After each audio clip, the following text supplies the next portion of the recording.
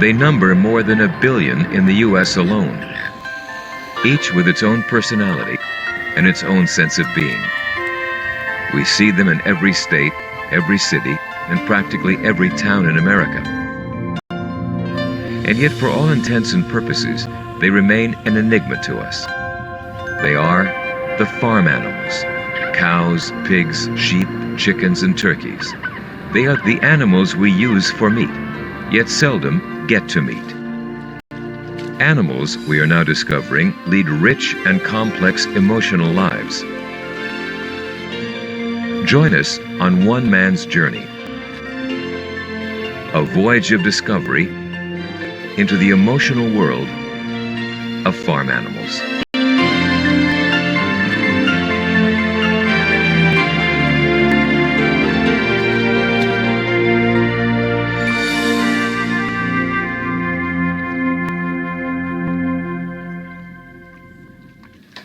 Jeffrey Mason is a former psychoanalyst who, nearly 2 decades ago, turned his attentions to writing about the emotions of non-human animals.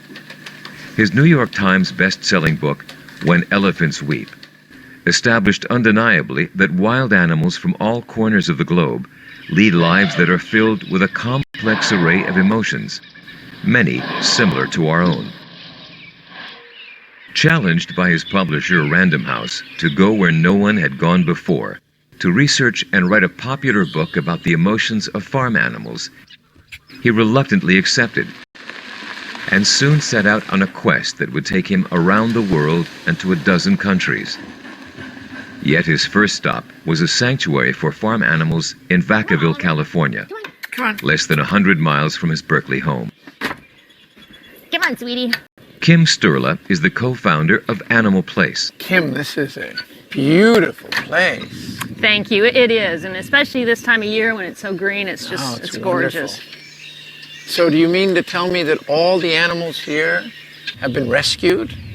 Each one has really come from a different situation. Some auction yards, actually some from research laboratories. And every animal, there was nowhere else for them to go. So we're really kind of their last resort here. So you would say that every animal here has had some history of personal abuse? Most of the animals here, if not all, have had a real tough beginning. And it's just that much more important that once they get to Animal Place that we try to provide them with a secure, loving environment where they're going to live out the rest of their lives. And do some of them, can you tell they've been abused in the way they react to you, or does it differ for each and every animal? Each and every one. Venus, one of the pigs, she was terribly abused, and we got her as an adult. It has taken her years. She's in her about 13 years old now, and wow. Only the past couple of years will she actually let me pet her and be relaxed. So it's a question of trust. It's all about trust. Do you think she looks at you and thinks, I don't trust this species, but this woman, Kim, she seems okay? Do you think they have thought processes like that? Oh my gosh, without a doubt. Obviously, I wouldn't need to convince you that these farm animals have emotions. There is absolutely no doubt in my mind that those animals have a wide array of emotions, very similar to dogs and cats. And then Sally, she was the dump on the road by the mailbox. As a seasoned author with 24 books to his credit, Jeffrey knows full well that you can't write about the emotions of any animal until you first meet and get to know them. His first farm animal experience, Val and Susie. Hello, sweetie girl. And they don't have tusks. Oh, the males do. The males do. Huh? Are the males different than the females in terms of their temperament? No. They're also sweet. Oh, very. Good-natured, and you can play with them.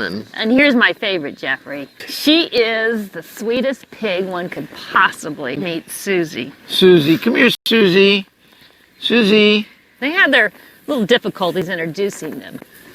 Oh, so they weren't together. Oh, Susie. What made this experience so special for Jeffrey was learning from Kim about Val and Susie's history.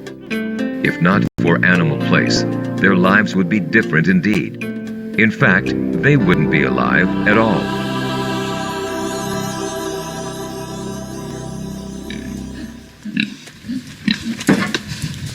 Little Susie and Valerie were pigs that were born inside a research laboratory.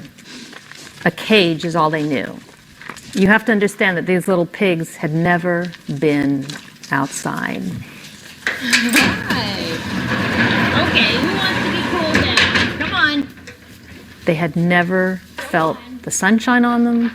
They had never had the ground to root in. They'd never had grass. They had always lived their entire life inside a little cage measuring probably 4 feet square. That was their existence. So they came to Animal Place and were a bit in shock because there were all these other animal sounds and they all of a sudden had freedom. They could do whatever they wanted to do. They arrived during the summer months, and I quickly found that one of the things they love to do is to be cooled off when it gets too hot. Get you cooled down.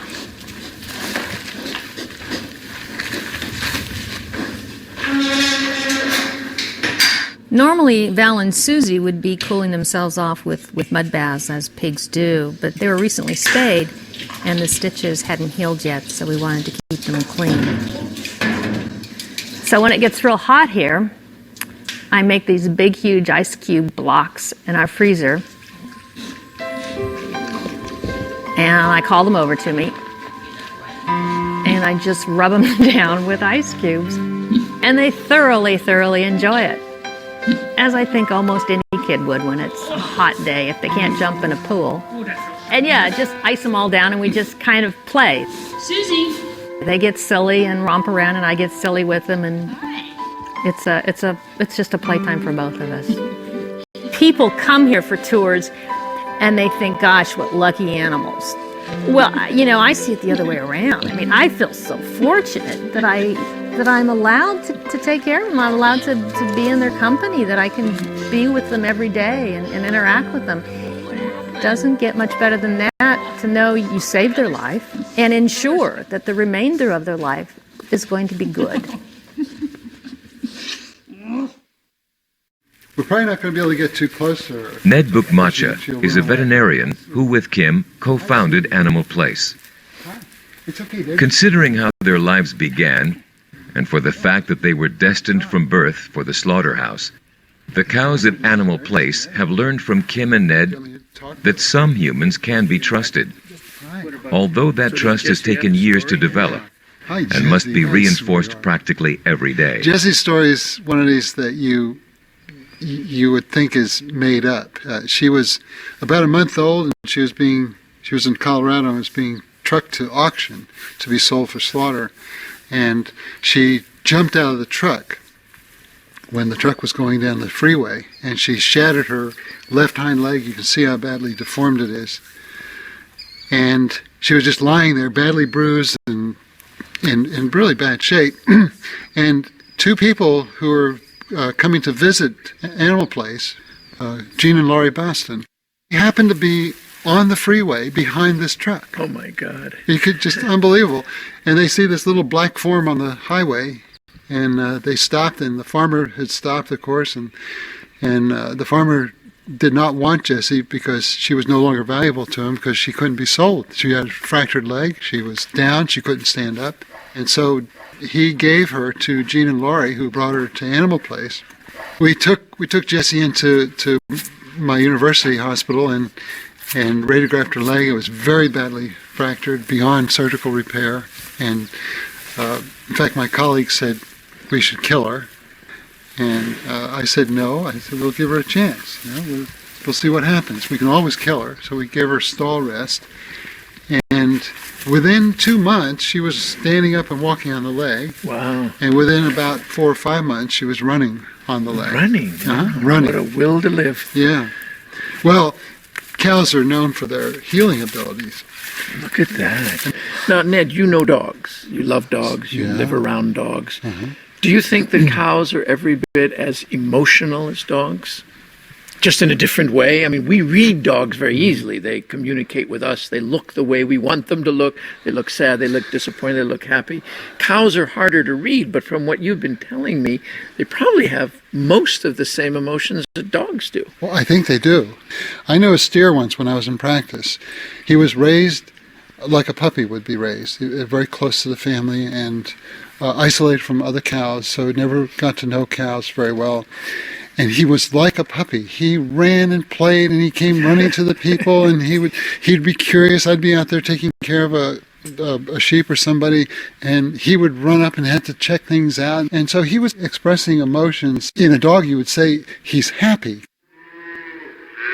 Part of the problem, again, with cows is that they are not usually in a setting where they can express those emotions or be free to express those emotions.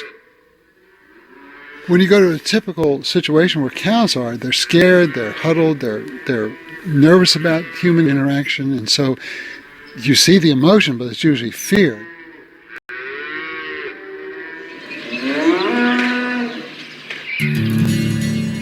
An expectant mother gives birth to her offspring. A beautiful, bouncing baby boy. All 60 pounds of him, thrust from the womb in one mighty heave.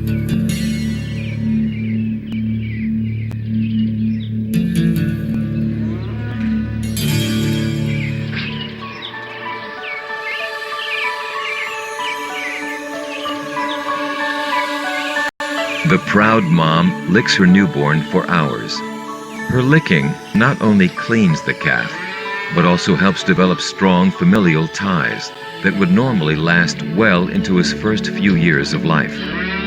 Cows are extraordinarily curious and social animals, and the birth of this calf seems to heighten that curiosity among all of the surrounding females, who move in closely for sniffs and gentle nudges, perhaps their way of welcoming him into his new world.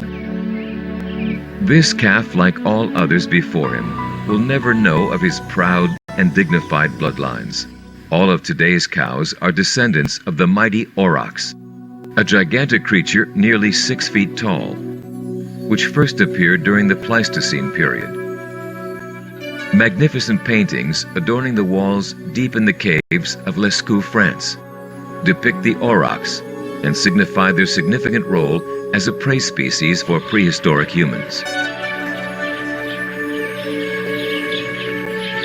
Today's cows, no matter the variety in shape, size, or color, are all descended from a single species, whose hooves once pounded the dirt by the millions, from Europe to Asia to northern Africa, and whose last member died in Poland in 1627. Meeting these first few animals convinced Jeffrey that just like animals found in nature, farm animals have their own story. And it will be through his experiences and writing that this story will be told. So this is Freddie. This is Freddie. Freddie, you like that.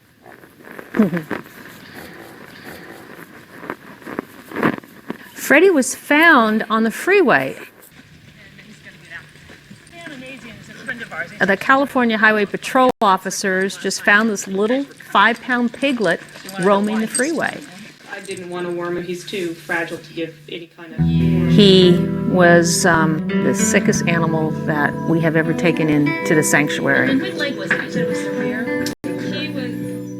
He had beginning stages of pneumonia. He had what's called a white muscle disease. He had a mineral deficiency. He had obvious abrasions on his back from his fall from the truck. And he had a number of other problems. So I'm sure they didn't do that.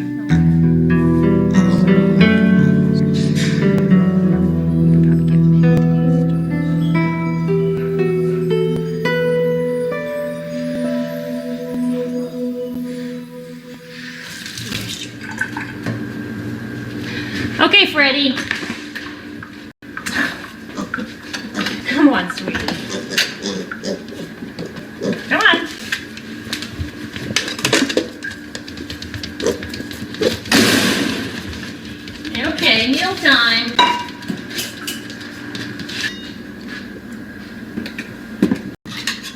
Freddie was fed cow's milk by the girl who rescued him. So when he arrived at Animal Place, we were very gradual in switching him over to a pig milk replacer. Well, when we get in a young animal, we have to look at ways of how we can nurture them, how we can feed their stomach, and how we can feed them emotionally. And knowing what a mother sow, how she would care for her young. There would be generally a lot of siblings he would have. They would be nestled up in that big old fat sow belly, nursing on her and just getting a lot of tactile stimulation and a lot of warmth. So I immediately went out and bought a baby sling that mothers use for their newborn infants, and tucked Freddie inside that sling so that he could hear my heartbeat. He could hear me breathing. He would obviously have a lot of warmth, temperature warmth from my body. And just as my motion throughout the day, whether I'm preparing his meal, one of his mini meals that he would eat throughout the day, because we fed him about every hour and a half, or I'm working on my computer, I was with him. And he seemed to gain a lot of comfort from that.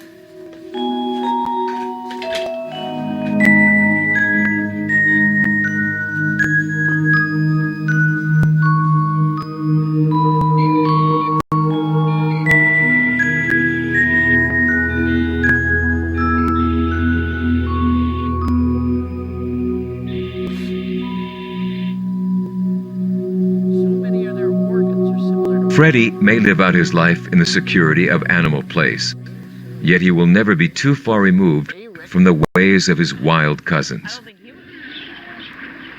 Try as they may, those who today raise pigs in the confinement of commercial farms cannot remove through domestication the varying degrees of wildness that all pigs retain.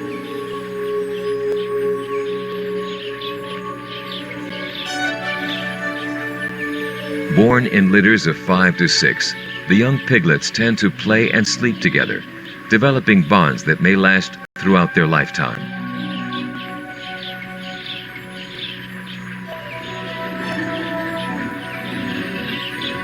As they grow older and move more confidently throughout the herd, they learn the ways of wild pigs by watching the adults around them, especially their mother, who is never far away.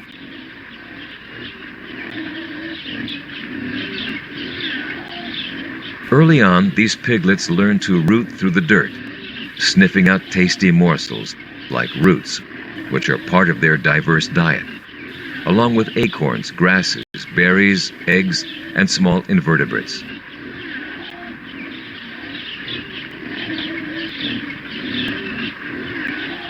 Pigs are emotionally sensitive animals and exhibit mood swings not unlike humans. When the kids get too frisky, Mother is not adverse to putting them in their place. It's only his pride that is hurt, but that's how piglets learn to make it to adulthood. For natural mortality among piglets is quite high. Learning to feed on their own takes months, and during the learning curve, Mother is still the best meal in town. At 6 months of age, the piglets have grown large enough to join the ranks of the other adults in the herd, and in a short period of time, they will have integrated fully into the society. Given the opportunity to meet humans, wild pigs can exhibit a side of themselves few of us would have ever expected. When Jeffrey's research took him halfway around the globe to Germany, he was informed time and again about a well-known incident that took place in the Black Forest nearly 30 years earlier. In an extraordinary experiment back in the early 1970s, Heinz Meinhardt, a German electrician, set out on an assignment to draw wild pigs away from farm fields where they were eating everything in sight. In the process, Meinhardt got to know each of the pigs in this large community, and he began to see if they could ultimately accept his presence. Meinhardt spent many months getting the pigs used to him, gaining their trust by posing no threat to their safety and security.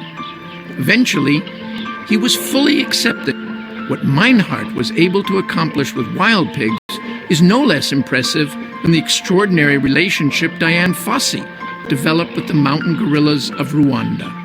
Total acceptance, total trust.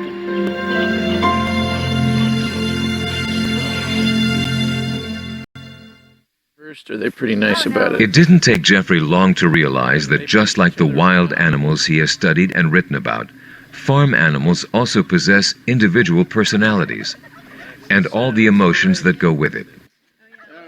Jeffrey is a former psychoanalyst, not a scientist, and as such, he has often been accused of ascribing human characteristics to non-human animals. They even have a fancy term for it. It's called anthropomorphism. Yet there are scientists who can expand their thoughts well beyond conventional wisdom, and in doing so, see the bigger picture that is starting to come into focus. One of these is Mark Bekoff, professor of biology at the University of Colorado, and one of the world's leading authorities on animal emotions. And anthropomorphic, I call it one of the A words. It's kind of a dirty word. But there's no way that I could communicate what I'm learning and seeing and studying in an animal without being anthropomorphic. Anthropomorphism is attributing human characteristics to non-human beings. If I tell you that the cow in the pasture was sad, was lamenting her place, I'm not saying that she's sad in the same way I'm sad, but all I had to do was look at her posture to know she was kind of sulked down, kind of just looked lethargic. I can't think of any other way to communicate that. I could tell you about her dopamine and serotonin, and I can tell you about the muscle tone in her legs and her muscles and tendons, but that doesn't capture my telling you she was either happy or sad. So I think we need to be anthropomorphic, simply taking into account the world of the animal, but using human terms to describe their behavior. When I was growing up and being trained as an ethologist, one of the key lessons that to learn was not to anthropomorphize, not to give animals qualities that we've reserved for humans. Leslie Rogers is a professor of neuroscience and animal behavior at Australia's University of New England. But that's changed. I mean, basically it's changed since the 80s. So it's now becoming more and more acceptable for people who study animal behaviour to at least be looking at these as possibilities and studying them. Whereas, say, 20 to 30 years ago, this would not have been considered acceptable research. I can say now that it is acceptable research. The issue of emotion and thinking in animals is now seen as something that you can study scientifically. I mean, it's not without its problems. It's quite a complex thing to put one's mind to. So certainly not all the answers are there before us, but they are seen as problems that are worthwhile approaching using the scientific method. If we just look at the cognitive abilities of even a chick in the first few days of life, they form very good memories, they learn fantastically, they have individual characteristics that they can recognise. They can recognise one individual chick from another.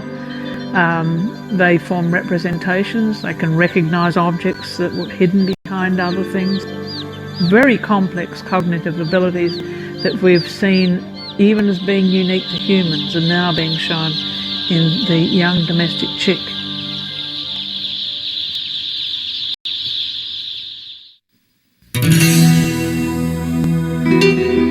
A couple of 100 miles north of Animal Place, over the rolling hills of Orland, California, lies Farm Sanctuary, which, coupled with its main facility in Watkins Glen, New York, is one of the largest farm animal sanctuaries in the world.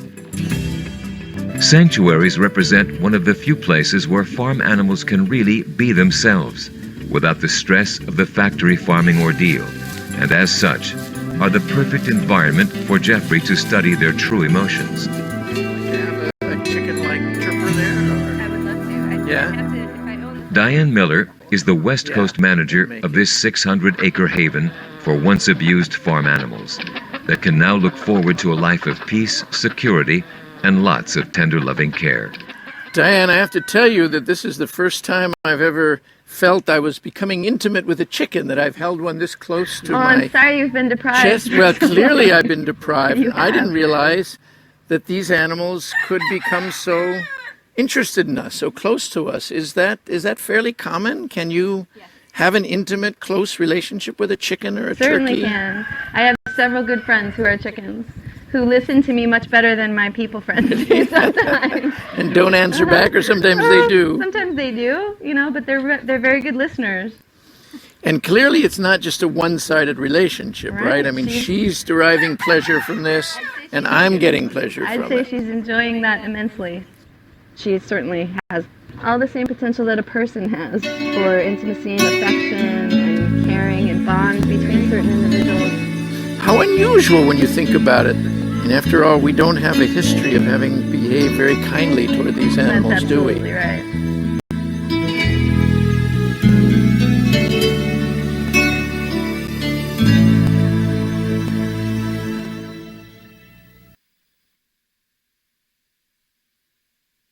This beautiful, beautiful turkey here looks like a rainbow of colors. I've never touched this before. It feels so wonderful. I never knew that their emotions are actually reflected on, what do you call this part of their face? The long dangly here is called their snood. Apparently it registers all his emotions? Right. The head skin and neck and the snood on a tom turkey is really a barometer of their emotions. It's how they communicate with one another. And what happens is when a tom is feeling really good and he's strutting and he's happy and life is good, he's feeling good, he'll be deep red colored. And they have the capacity to change the color, their whole skin tone, all of their head and their neck and their snood, from totally white or light blue like you see around his eyes. So they can go from light blue or white to all the way deep red. And when they're happy and they're strutting and life is good, they're deep magenta red. So that's how they communicate with one another. And then they can do that immediately? Right. Like within a few seconds. Within a few seconds.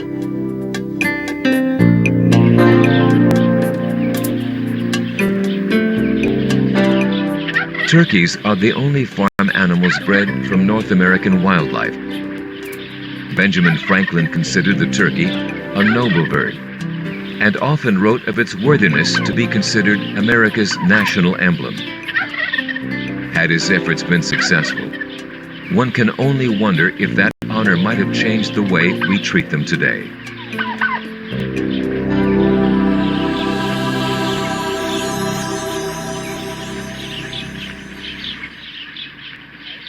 And wow, we started Farm Sanctuary in '86.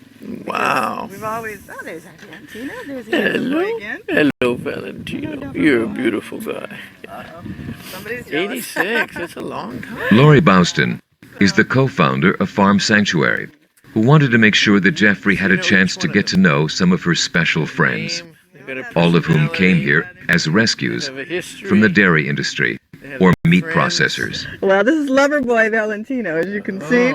He has a well-earned name. He's just, because he's so kind. Yeah. He's cuddly, he's kind, he's lovable. He's one of the animals that consistently is one of our best ambassadors, because he's constantly coming up to visitors. They need affection, they love affection. If he was laying down right now, he'd wrap himself around you, just like a dog, just like if you lean against a dog. So it's just not true that there's nothing going on inside that. And a lot of huge head. Oh no, all kinds of stuff. stuff Going on. Mainly, I think give me kisses. Yeah. Oh my God. They're really sociable animals, and they need a lot of attention. They need a lot of love. Lori, can you tell me about one of the most emotional moments you've ever had with an animal? Probably most recently Queenie, who was a cow who took matters into her own hoofs, and she escaped from a New York City slaughterhouse.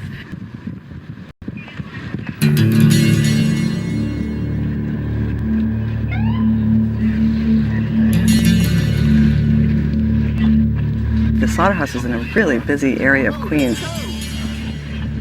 and she was running through the streets, dodging cars while they were chasing her. She was dodging bikes, pedestrians. Obviously, she was terrified and frightened and running.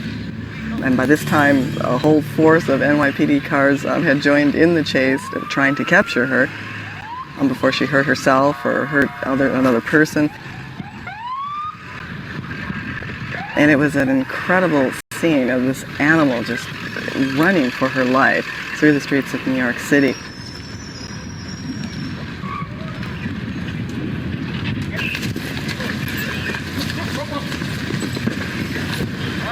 Fortunately, she ran into a park, and from there they closed the gates to the park, and they were able to, kind of corral her and then wrestle her to the ground. And all the NYPD, officials at that point became cowboys.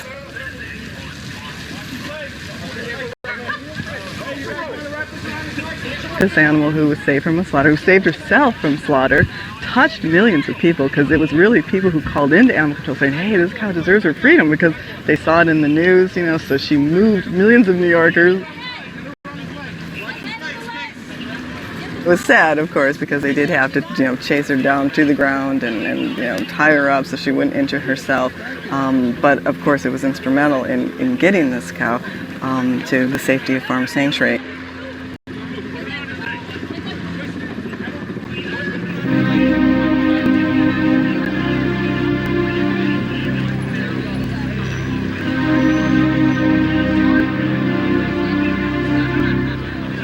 I'll never forget, because there was a cop there who, once she was on the ground, and of course she was terrified, frightened, she clearly knew what was in store for her at the slaughterhouse when she ran, and the poor thing was chased, and he held her. He put her head in his lap, and he just held her and comforted her and stroked her, and that's just the kind of magical moment that we see all the time at Farm Sanctuary, where a person does finally bond with a farm animal and realize that these farm animals feel and have feelings too.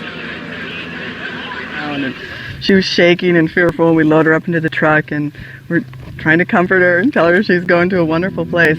We got to the sanctuary. I'll never forget this. She stepped off the trailer and let out a big moo. And see, when the animals first come in, they have to be in a separate area, make sure they're pest-free and all that kind of stuff, and make sure they're healthy enough before they can be with the other cattle. So she had to be in a separate area. But when she let out that moo, all of the other sanctuary cows gathered round to the closest fence and started mooing back. And then she started mooing. And then they started mooing. And there was this whole incredible loving exchange. So the cows are mooing and we're crying. And it was just such an incredible, wonderful feeling. She really felt at home, and the other cattle really made her feel at home. And I just, again, saw, they're no different than us. Queenie will spend the rest of her life at Farm Sanctuary, and by all rights will never experience another moment of fear. But how can we be so sure about how she feels? Mark Beckoff. Oftentimes a lucky animal escapes from or is released from a slaughterhouse condition and winds up on a sanctuary. And when you study these animals, you see very clearly how emotional they are. They go through this period of maybe lack of trust, they're not sure, to a very slow bonding. And you see their demeanor change, their posture, their stance, their gait, if they vocalize, if they have expressive faces. And you see that over time, they let their guard down. And the reason that they're doing that is they're not sure. And when you start making claims about whether an animal is sure about something, then you're saying that that animal is experiencing feelings. And you need to make this very slow transition from feeling of mistrust to a feeling of trust. Once Jeffrey got to meet these farm animals, the cows, pigs, sheep, chickens, and turkeys, spend time with them, observe their interactions with others of their kind, and watch their personalities unfold before his eyes, it made him wonder if we can ever truly associate the sentient animals with the meat on our dinner plates. Queenie is but a dramatic example of what he is referring to. In reality, she's no different from the billions of farm animals raised every year for slaughter. The hundreds of phone calls to animal control pleading to save Queenie's life did just that. As a psychoanalyst, Jeffrey had to wonder, in the minds of all the caring people who made those calls, what qualities did Queenie possess that the millions of cows, pigs, sheep, chickens, or turkeys waiting in line to be killed did not? The answer seemed obvious to him. None.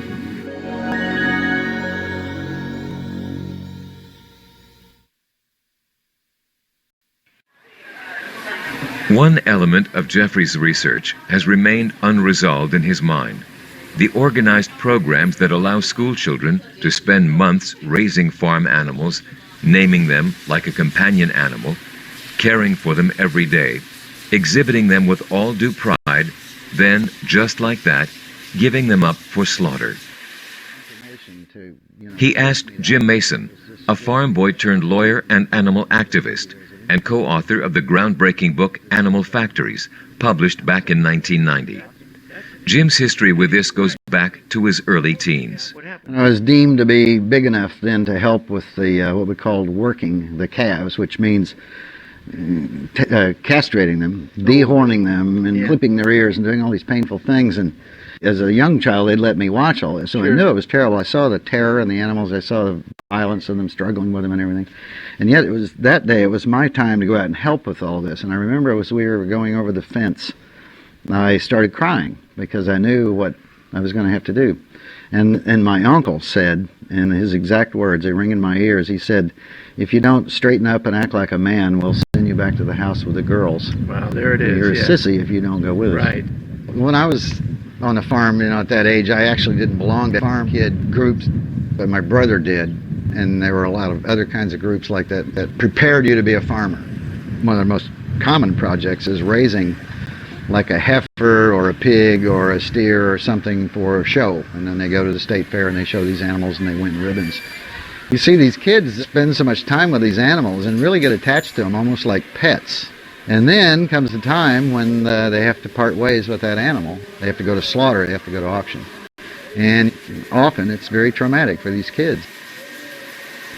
Even though you've been close to this animal, you've groomed it and maybe slept with it for weeks, it has to go to market. This is how they say it. When you get your first animal, they tell you, you always cry on your first animal, but you get used to it. You get used to it. I'm like, what do you mean by that? Yeah, you get used to it, okay.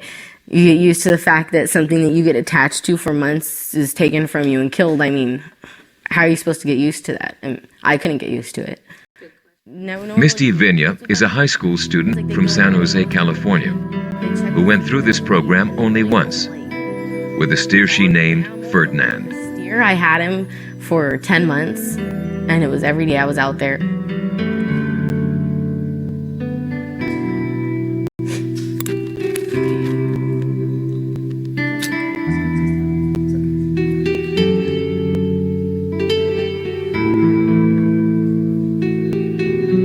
It would have been easier if we'd had a plan for him to be slaughtered from the start, but he wasn't supposed to be, so it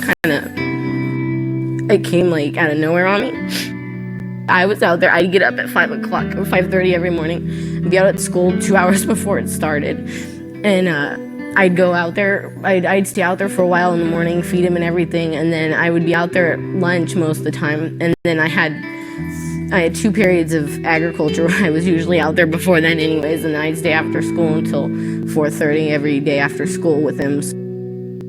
At first I thought, oh, what am I doing with a cow? This is so stupid, right? It was a steer, and it's like, I thought, it was going to be easy, and he turned into, he's seriously, I always told everybody, he's like a big puppy.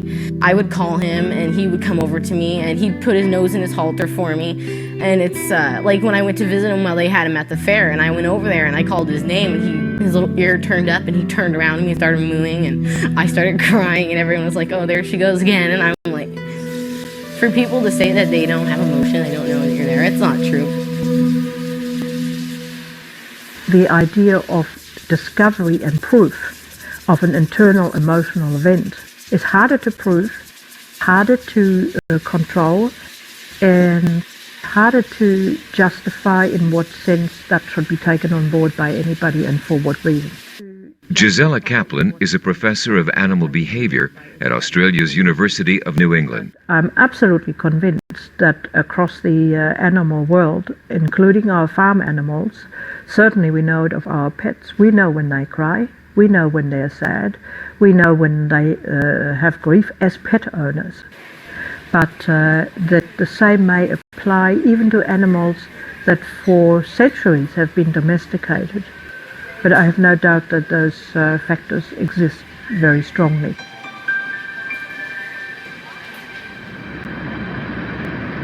The changes that have transpired in our understanding, perception, and empathy for farm animals were not ones that occurred overnight, nor is it easy to bookmark the points in history at which they have taken place. I think we're looking at a period of at least 300 years of change, starting about 1700, when people first began to realize that humans and the other species are built on the same anatomical template. David Fraser is a professor of animal welfare at the University of British Columbia in Vancouver, Canada. We're not only built on the same anatomical template, but we share a common ancestry as well. Through the work of people like Jane Goodall, we have come to see animals, even in scientific study, not just as data points, helping to establish some kind of average or norm for the species, but more as persons with individual life histories and their own emotional and intellectual life. So we've seen a gradual change over 3 centuries, a rapid change over the last few decades. And for the farm animals, this means that ways of raising animals that seemed perfectly modern and progressive even 10 or 20 years ago are becoming increasingly out of step with modern values.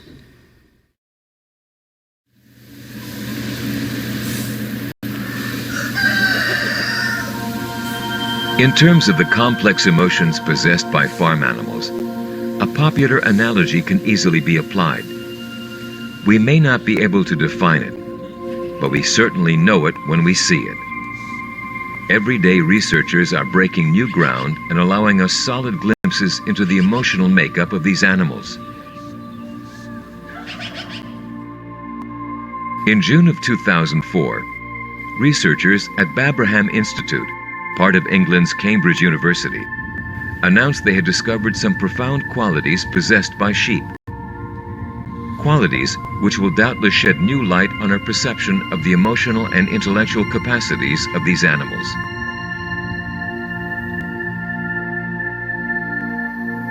Individual sheep, it seems, can recognize up to 50 other sheep by facial features alone, and remember each of their faces after 2 years of separation. This recognition is based on facial characteristics that may differ by as little as 5%.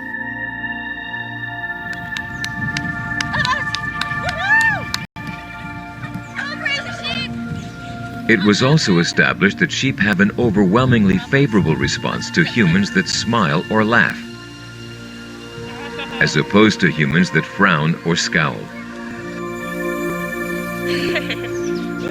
In the words of chief researcher, neuroscientist Dr. Keith Kendrick, this does open up the possibility that they have much richer emotional lives than we would give them credit for. Dr. Kendrick and his team believe these findings may offer valuable insights into human conditions like autism and schizophrenia.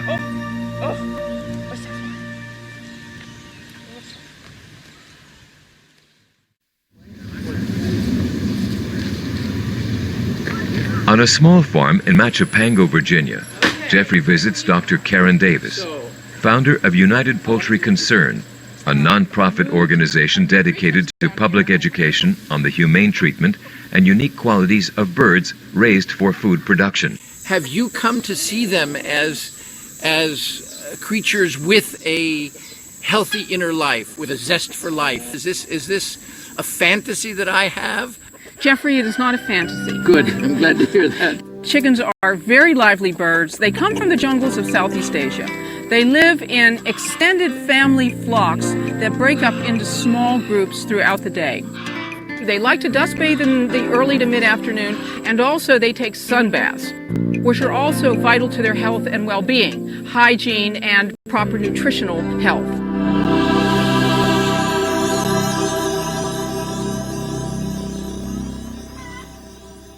They're making sounds. Yes. Now, I firmly believe that we have yet to crack the code of most animal communication. And what we hear is just ordinary sounds are probably very specific things. Do you have any idea what they're saying? Chickens are very vocal birds, and they would be calling to each other over large areas of space in the tropical forests where they come from.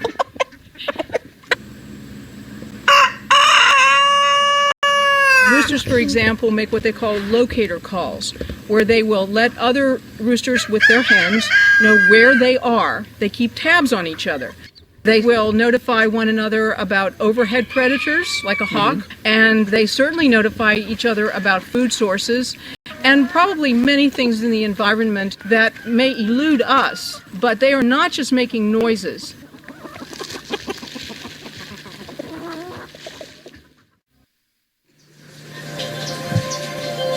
The further into his writing Jeffrey gets, the more he realizes that when referring to the emotions of farm animals, he has to take into account the effect their emotions have on our emotions.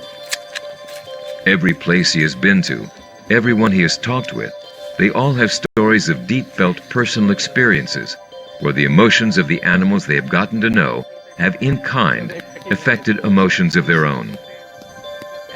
No one who has spent considerable quality time with these animals comes away, it seems, without having experienced some sense of wonderment. Thoughts and feelings they never for a moment felt could be attributed to pigs, cows, sheep, chickens, or turkeys. And when those who have lived the experience see it happening to others around them, it often becomes a magical moment. Jan Hamilton is the founder of Wilderness Ranch in Loveland, Colorado. We rescued turkeys off of a dead pile. There were literally 400 or so turkeys piled up on this dead pile, and so they were in every stage of decay and dying, and some of them alive. We brought 14 turkeys home. We had a group of community service kids working out here, and one of the kids that was there was the toughest kid I've ever seen out here. I thought it was almost hopeless to have her out here. And she observed the turkeys coming in and saw that we were picking maggots off of them and trying to keep them alive, syringe feeding them, and in what bad shape they were in. And the next week, she was much more civil. And the following week, she actually was helping and asking questions and being really involved in what we were doing. And at the end of the time that she was here, I asked her what made the difference. You know, what happened? What happened with you? And she said the turkeys really got to her, and that they were abused as she had been, and she could see the connection. And as she left, she said, "What you do here is really awesome."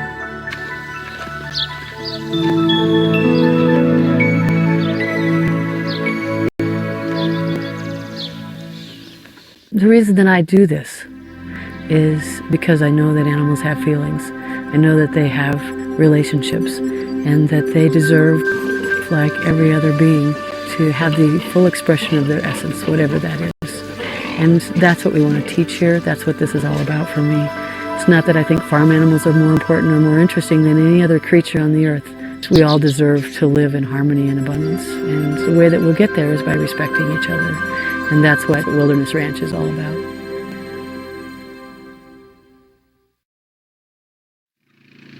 From the day Jeffrey started to write this book, he was sure he'd learned just enough about farm animals over his lifetime to know where his research would lead him. Few times in his life, he admits, has he been so wrong. If I'm guilty of underestimating the ability these animals have to relate to us on such a profound emotional level, believe me, I am but one among millions. We accept dogs and cats into our lives so freely, so readily, so lovingly. Yet, after an entire year of traveling throughout the world, visiting farm animal sanctuaries, where for the most part these animals can just be themselves, I'm beginning to wonder how we came to discriminate between a pig and a dog, or a chicken and a cat. Where did it start, and why? There are no simple answers, no profound words of wisdom to impart here. All I can do as a writer is tell you, in as honest a manner as possible, my experiences and the stories of those who have dedicated their lives to bettering our understanding of these magnificent animals. The experiences I have had with farm animals are some I will never forget. Yet, these are my experiences. And just like me, on the day I began to research this book, experiences of your own are just a mouse click away. See for yourself. Somewhere near you is a place where you can go and meet a pig, a cow, a chicken, or a turkey.